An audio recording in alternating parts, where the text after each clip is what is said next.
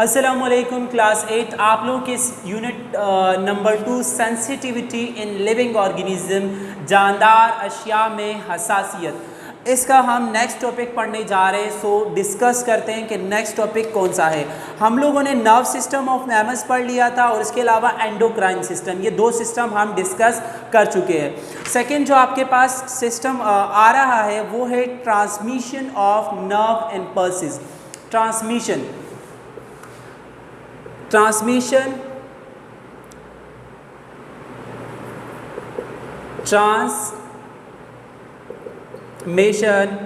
of nerve impulses.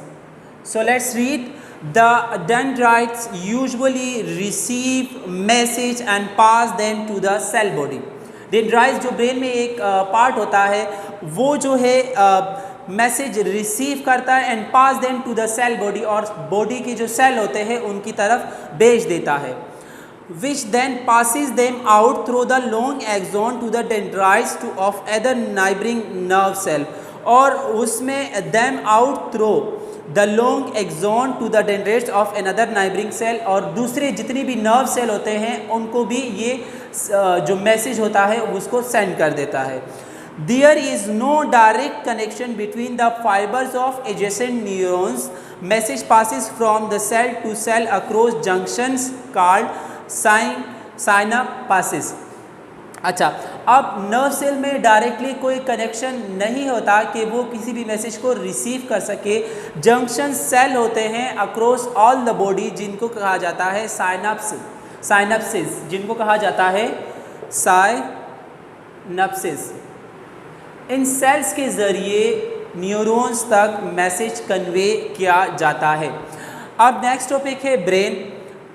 The brain of a mammal can be divided into 3 main parts. The cerebrum make up the most forebrain, which is the largest parts of the brain. It concerned with the receiving of stimuli and coordinate of responses. Mammals का जो brain होता है वो 3 main parts पे consist होता है। सबसे पहले पार्ट जो हमें यहाँ दिया हुआ है वो है सेरेब्रम। सेरेब्रम का काम क्या होता है? सेरेब्रम का काम किसी सबसे लार्जेस्ट पार्ट है और इसका काम होता है response and receiving. It control the all voluntary actions, ये तमाम तर वॉलिएंट्री एक्शंस को कंट्रोल करता है। The ability learn and exhibit intelligent behaviour is recorded in this part, और सीखने की और उसके अलावा सिखाने की जितनी भी एबिलिटी होती है वो इसी सेरेब्रम पार्ट में होती है ब्रेन के। The next part is cerebellum or the midbrain, serve as a pathway for the nerve fibers. It also controls certain reflexes connected with the sight and hearing. It regulate and coordination muscular movement. अच्छा, cerebellum होता है आपके पास। Next mid brain जिसको हम कहते हैं cerebellum, ये mid brain होता है और उसके अलावा ये मसल्स के एक्शंस मूवमेंट जो हो रहे होते हैं उनको कंट्रोल कर रहा होता है, और उसके अलावा सराउंडिंग में जितनी भी हेयरिंग होती है, हियरिंग जो हम सुनते हैं उन पे रिस्पॉन्स करता है। द मेडुला बिलोंगेटा, थर्ड वन है आपके पास मेडुला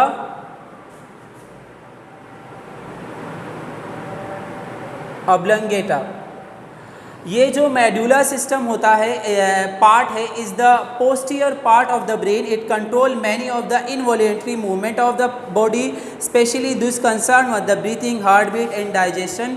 अच्छा, अब जितने भी जिस्म के अंदरूनी मूवमेंट हो रहे होते हैं, बैरूनी जो इंटीरियर मूवमेंट होते हैं वो सेरेबेलम कंट्रोल करता है, और जितने भी अंदरूनी मूवमेंट हो रहे थे लाइक डाइजेशन हो रही होती है, और उसके अलावा हार्ट बीट है, और उसके अलावा ब्रीथिंग है। सो ये जितनी भी पोस्टीरियर होती है सिस्टम में फंक्शंस हो रहे होते हैं, काम हो रहा है बॉडी में, इन सब तमाम तर चीज़ों को जो ब्रेन का थर्ड पार्ट है मेडुला ऑब्लंगेटा ये कंट्रोल करता है। सो ये ब्रेन के बारे में था।